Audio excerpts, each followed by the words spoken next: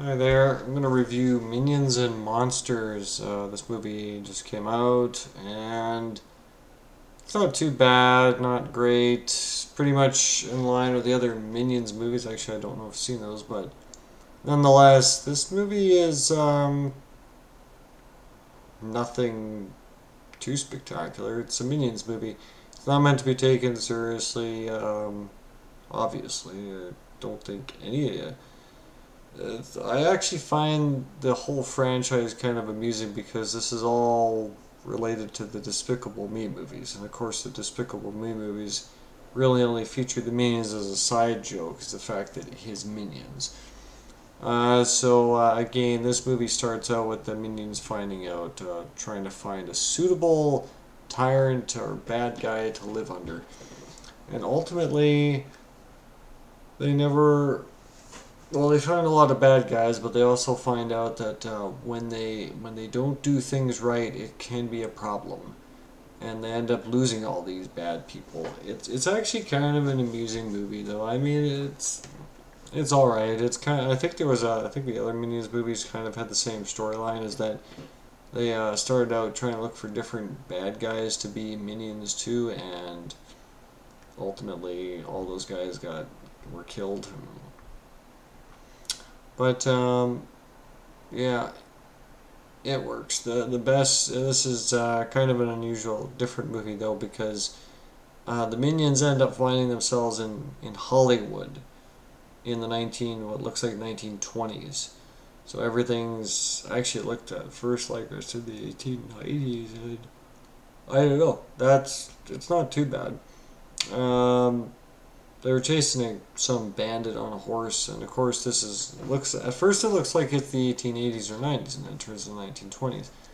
Apparently, there's still plenty of bandits roaming the Wild West looking for a train. But in this movie, cars are starting to come into the system, and the minions find themselves interrupting a movie, per se. I'm not entirely sure how that worked, but it works. It's fine. That was the joke, I guess, is that actually the bandit is an actor, and the minions got in the way of the movie production, except for the two bigwigs of the movie company are both or end up they end up finding the minions amusing for some reason. Not entirely clear what for, but I mean these this movie, I mean, there's not much. I think the worst problem with the Minions is there's not much there. I mean, it's comedy just for the sake of having weird comedy. These guys were bootstrapped to the back of the Despicable Me movies as merely characters which grew was around and kept as his flankers, but I don't think there's much to talk about there. These guys aren't. They look more or less like yellow pills. This does have a bit more explanation for where things happen, how they got their costumes, things like that. But nonetheless, there's not much. It's an amusing movie, kind of. Does it doesn't really make it much sense, but I don't think any of these movies make any sense. I don't think any of the Despicable Me movies even make any sense. Nonetheless, this movie here has the useful characteristic of let's see how we can do the Despicable Me movies with let's see how we can get another movie where the minions have to figure out a solution to a problem. More or less, everything's going good for them. They end up in a movie, and they end up being liked, and they end up getting the crowds, and they end up being the royalty, and they end up with their own place. But ultimately, when the sound movies come in, there creates a problem because the minions do not talk. They're good they're good for silent movies, but the moment they open their mouths, uh, they're not particularly good at vocals because basically it's not entirely clear what the joke is about their speech because they have a severe speech impediment, I guess is what you could say. more or less they have this horrible, horrible problem of they don't really say anything. When they're talking, people understand them somehow, but they're actually not really saying anything. It's a lot of gibberish. More or less, I guess everybody sort of understands them, but not really. It's not entirely clear what people are understanding. All we know is that the guys are basically arguing with them, and the minions say things, and I guess they understand what the minions just said, even if it doesn't really make any sense in the end. But yeah, this movie here, they get into Hollywood, and the talkies hit, and that's when they lose all flavor because, of course, now they gotta try and talk. And there's really not much there because the minions aren't really designed to talk. They're merely designed to say gibberish lines, and people just understand this.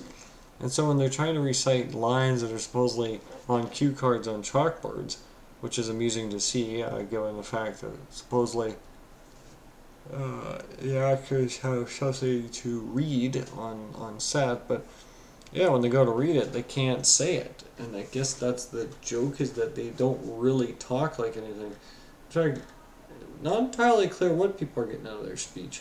But nonetheless, yeah, they end up going on a roundabout look for all these different movies because they end up being unemployed.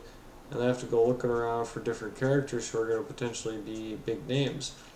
Particularly monsters. They come across a bunch of people that are portraying characters, and of course one of them, which looks like actually a gawky guy who's in a tin can costume. He looks like he's in a costume. That's what I was waiting for, was a big reveal that he's actually just in a costume. Instead, they come across this guy who's actually supposedly is actually an alien. I'm not sure how it's supposed to work. More or less, Dort, played by Jesse Eisenberg, Dort is supposedly like an alien. I guess that's what he's supposed to be. At first, it's a little bit tough to figure out if they are actually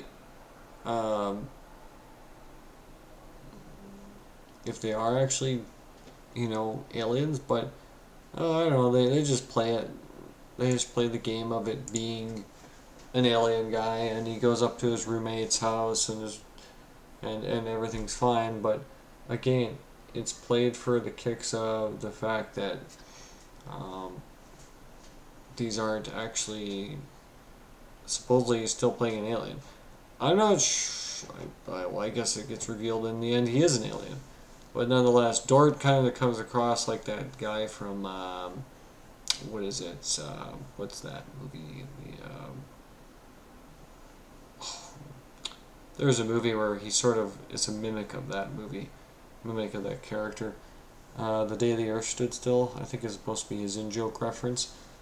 Where he's this like metal guy, he comes down, and he's supposed to give the humans an ultimatum.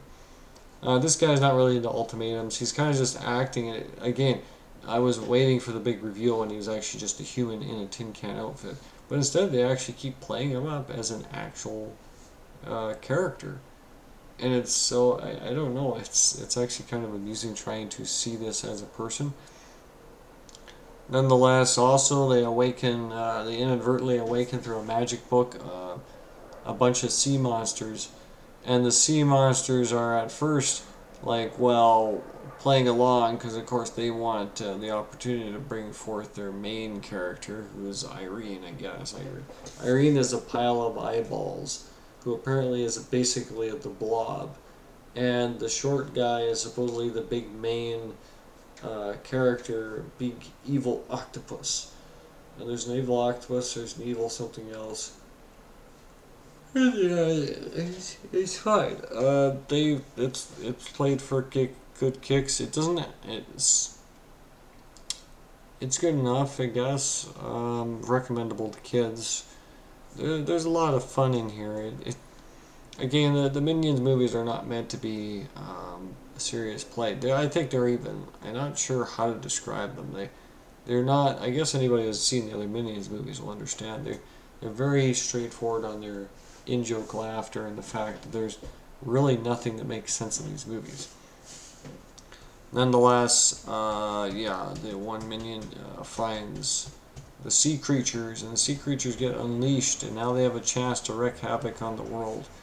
And they find they bring forth their Irene. Irene is a huge pile of eyeballs that consumes everything. I guess Irene's supposed to be the blob. So yeah, they end up wreaking havoc on Los Angeles. It's all good. It's not that bad. And the minions end up figuring out how to beat Irene, and the alien's amusing because Dort ends up running away. Like, see, at first he seems like a little silly coward guy.